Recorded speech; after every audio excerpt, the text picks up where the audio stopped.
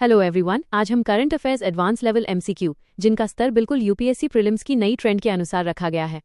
हर प्रश्न के बाद सही उत्तर और छोटा लेकिन एग्जाम ओरिएंटेड एक्सप्लेनेशन भी मिलेगा। तो बिना समय गंवाए शुरू करते हैं। प्रश्न 1, जलियांवाला बाग हत्याकांड निम्नलिखित कथनों पर विचार कीजिए। 1, जलियांवाला बाग हत्याकांड रॉलेट एक्ट लागू होने के बाद हुआ था। 2, जनरल डायर ने बिना कोई चेतावनी दिए सैनिकों को गोली चलाने का आदेश दिया। 3, हंटर कमीशन ने जनरल डायर पर आपराधिक मुकदमा चलाने की सिफारिश की थी। सही उत्तर चुनिए। ए केवल 1 और 2, बी केवल 2 और 3, सी केवल 1 और 3, डी 1, 2 और 3। सही उत्तर है ए केवल 1 और 2। एक्सप्लेनेशन, पहला कथन सही है क्योंकि रॉलेट एक्ट के विरोध के दौरान ये घटना हुई। दूसरा कथन भी सही है, जनरल डायर ने भीड़ को बिना चेतावनी गोली चलाने का आदेश दिया। तीसरा कथन गलत है, हंटर कमीशन ने डायर की आलोचना तो की लेकिन उसके विरुद्ध आपराधिक मुकदमे की सिफारिश नहीं की। प्रश्न 2, ज्योतिबा फुले निम्नलिखित कथनों पर विचार कीजिए। 1, इन्होंने सत्यशोधक समाज की स्थापना की। 2, इन्होंने महिलाओं तथा वंचित वर्गों की शिक्षा का समर्थन किया। 3, ये आर्य समाज के संस्थापक थे। उत्तर चुनिए। ए केवल 1, बी केवल 1 और 2, सी केवल 2 और 3, डी 1, 2 और 3। सही उत्तर बी केवल 1 और 2। एक्सप्लेनेशन, ज्योतिबा फुले ने सत्यशोधक समाज की स्थापना की। उन्होंने महिला शिक्षा और सामाजिक समानता का जोरदार समर्थन किया। आर्य समाज की स्थापना स्वामी दयानंद सरस्वती ने की थी। प्रश्न 3, foundational literacy and numeracy. Foundational literacy and numeracy का मुख्य उद्देश्य क्या है? ए, उच्च शिक्षा सुधार। बी, प्रारंभिक कक्षाओं में पढ़ना, लिखना और गणना की मूलभूत क्षमता विकसित करना। सी, व्यावसायिक शिक्षा। डी, कॉलेज छात्रों में डिजिटल साक्षरता। सही उत्तर बी।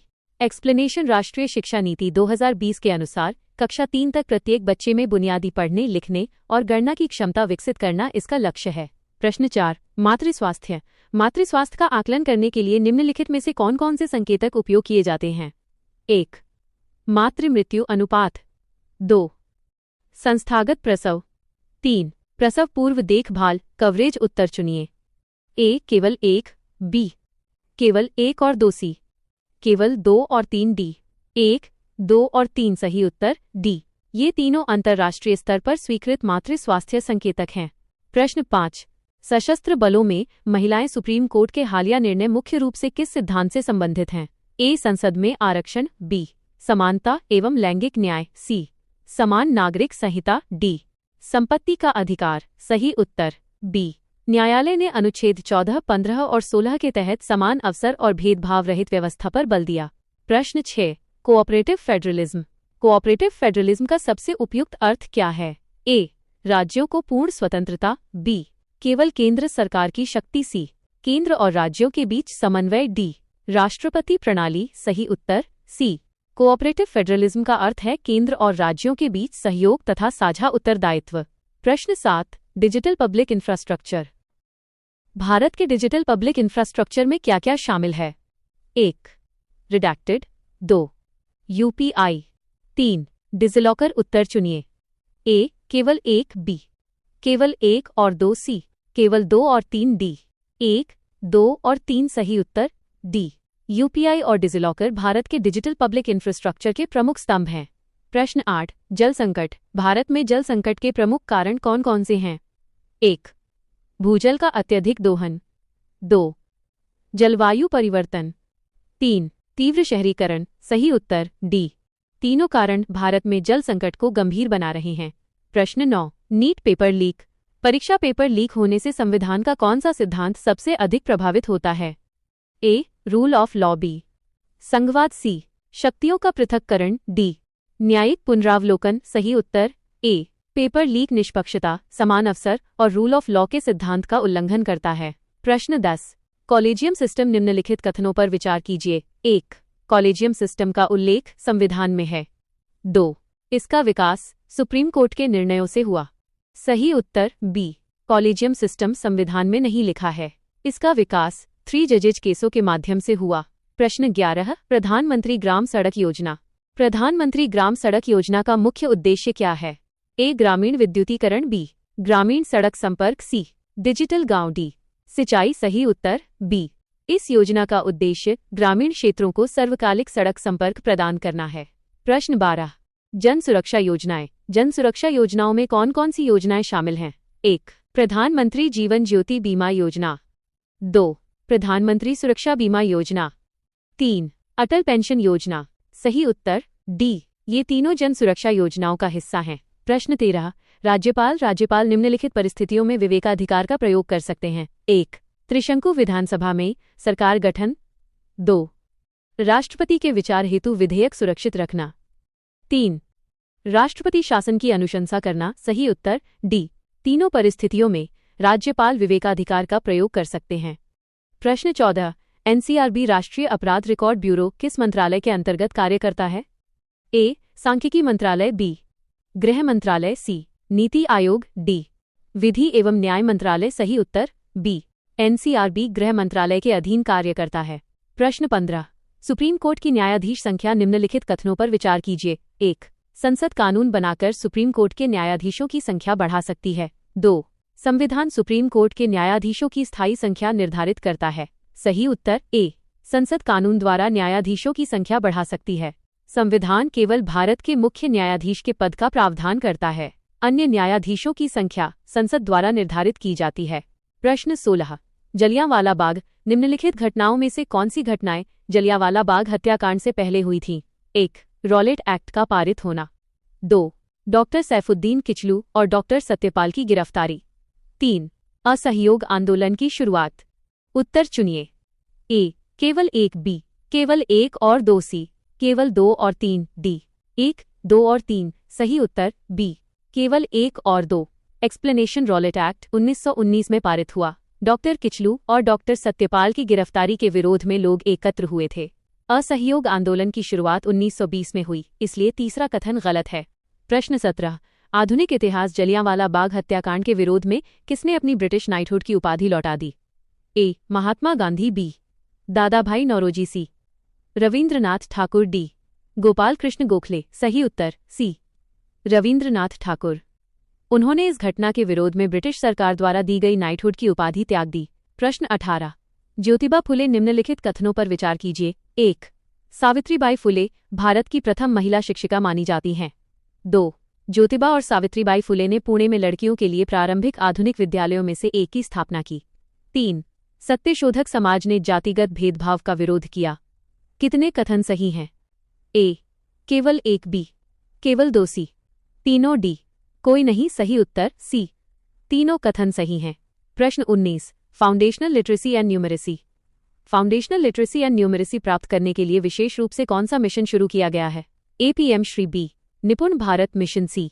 पीएमई विद्या। डी. दीक्षा। सही उत्तर बी, निपुण भारत मिशन का उद्देश्य कक्षा 3 तक प्रत्येक बच्चे में बुनियादी पढ़ने और गणना की क्षमता विकसित करना है।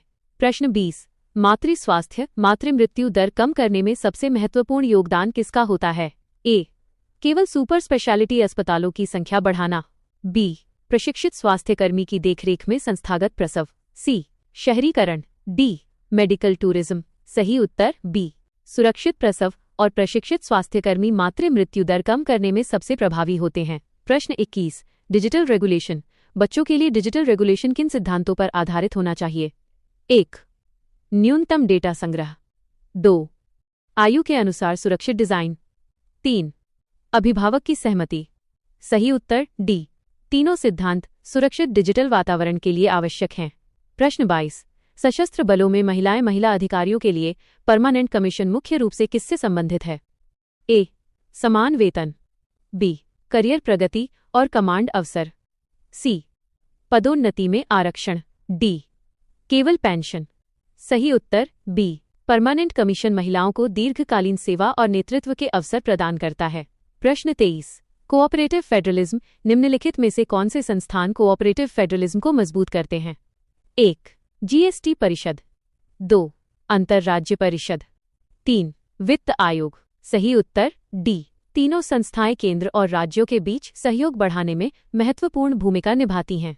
प्रश्न 24. वित्तीय समावेशन भारत में त्वरित और इंटरऑपरेबल डिजिटल भुगतान किस तकनीक से संभव हुआ है? A. SWIFT. B. RTGS. C. UPI. D. IMPS card network. सही उत्तर सी, यूपीआई ने डिजिटल भुगतान प्रणाली में क्रांतिकारी परिवर्तन किया है। प्रश्न 25.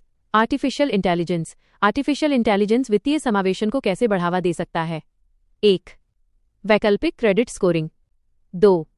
धोखाधड़ी की पहचान। 3. व्यक्तिगत वित्तीय सेवाएं। सही उत्तर डी। तीनों तरीके वित्तीय सेवाओं को अधिक सुलभ और सुरक्षित बनाते हैं। प्रश्न 26। जल संकट। भारत में पर्याप्त वर्षा होने के बावजूद जल संकट मुख्यतः किन कारणों से उत्पन्न होता है? 1. वर्षा का असमान भौगोलिक वितरण। 2. वर्षा का सीमित समय में होना। 3. जल संसाधनों का कमजोर प्रबंधन। सही उत्तर डी। ये तीनों कारण भारत में जल संकट के प्रमुख कारण हैं। प्रश्न 27। नीट निष्पक्ष प्रतियोगी परीक्षाओं का सबसे निकट संबंध संविधान के किस मूल्य से है? ए. अवसर की समानता। बी. धर्म की स्वतंत्रता। सी. व्यापार की स्वतंत्रता। डी. सांस्कृतिक अधिकार। सही उत्तर ए। निष्पक्ष परीक्षा सभी अभ्यर्थियों के लिए समान अवसर सुनिश्चित करती है। प्रश्न 28। न्यायपालिका हाईकोर्ट के न्यायाधीशों की नियुक्ति के लिए कॉलेजियम में कौन कौन शामिल होते हैं? 1. भारत के मुख्य न्यायाधीश। 2. सुप्रीम कोर्ट के 2 वरिष्ठतम न्यायाधीश। सही उत्तर सी। दोनों कथन सही हैं। प्रश्न 29। स्वास्थ्य प्राथमिक स्वास्थ्य सेवाओं को मजबूत करने का मुख्य उद्देश्य क्या है? ए. मेडिकल टूरिज्म बढ़ाना। बी. तृतीयक अस्पतालों पर भार कम करना। सी. रक्षा व्यय बढ़ाना। डी. निर्यात बढ़ाना। सही उत्तर बी। मजबूत प्राथमिक स्वास्थ्य व्यवस्था गंभीर मामलों का बोझ बड़े अस्पतालों पर कम करती है। प्रश्न 30। प्रधानमंत्री ग्राम सड़क योजना। प्रधानमंत्री ग्राम सड़क योजना का कार्यान्वयन कौन सा मंत्रालय करता है? ए. गृह मंत्रालय। बी. ग्रामीण विकास मंत्रालय। सी. कृषि मंत्रालय। डी. सड़क परिवहन मंत्रालय। सही उत्तर बी। ये योजना ग्रामीण विकास मंत्रालय द्वारा लागू की जाती है। प्रश्न 31। जन सुरक्षा योजनाएं अटल पेंशन योजना मुख्य रूप से किसके लिए बनाई गई है? ए. सरकारी कर्मचारी। बी. संगठित क्षेत्र के कर्मचारी। सी. असंगठित क्षेत्र के श्रमिक। डी. विद्यार्थी। सही उत्तर सी। इस योजना का मुख्य लक्ष्य असंगठित क्षेत्र के श्रमिकों को सामाजिक सुरक्षा प्रदान करना है। प्रश्न 32। जलवायु शासन स्थानीय स्तर पर जलवायु शासन क्यों महत्वपूर्ण है? 1. जलवायु प्रभाव प्रत्येक क्षेत्र में अलग अलग होते हैं। 2. स्थानीय निकाय स्थानीय समस्याओं को बेहतर समझते हैं। 3. सामुदायिक भागीदारी अनुकूलन को मजबूत करती है। सही उत्तर डी। तीनों कथन सही हैं। प्रश्न 33। एनसीआरबी राष्ट्रीय अपराध रिकॉर्ड ब्यूरो प्रतिवर्ष कौन सी रिपोर्ट प्रकाशित करता है? A. India state of forest report. B. Crime in India report. C. आर्थिक सर्वेक्षण। डी. India year book. सही उत्तर बी। एनसीआरबी प्रतिवर्ष क्राइम इन इंडिया रिपोर्ट प्रकाशित करता है। प्रश्न 34। राज्यपाल त्रिशंकु विधानसभा की स्थिति में राज्यपाल सामान्यतः सबसे पहले किसे सरकार बनाने के लिए आमंत्रित करते हैं? ए. सबसे बड़ी राष्ट्रीय पार्टी। बी. वो दल या गठबंधन जो बहुमत सिद्ध करने की संभावना रखता हो। सी. हाई कोर्ट के मुख्य न्यायाधीश। डी. विधानसभा अध्यक्ष। सही उत्तर बी। राज्यपाल उस दल या गठबंधन को आमंत्रित करते हैं जो सदन का विश्वास प्राप्त करने में सक्षम प्रतीत हो। प्रश्न 35। सुप्रीम कोर्ट भारत के संविधान का कौन सा अनुच्छेद सुप्रीम कोर्ट की स्थापना और गठन से संबंधित है? ए. अनुच्छेद 124 बी। अनुच्छेद 214 सी। अनुच्छेद 226 डी। अनुच्छेद 356। सही उत्तर ए। एक्सप्लेनेशन अनुच्छेद 124 सुप्रीम कोर्ट की स्थापना भारत के मुख्य न्यायाधीश तथा अन्य न्यायाधीशों की नियुक्ति से संबंधित प्रावधान करता है। अगर वीडियो पसंद आया हो तो इसे लाइक करें, अपने दोस्तों के साथ शेयर करें और चैनल को सब्सक्राइब करना बिल्कुल न भूलें। Thank you. जय हिंद।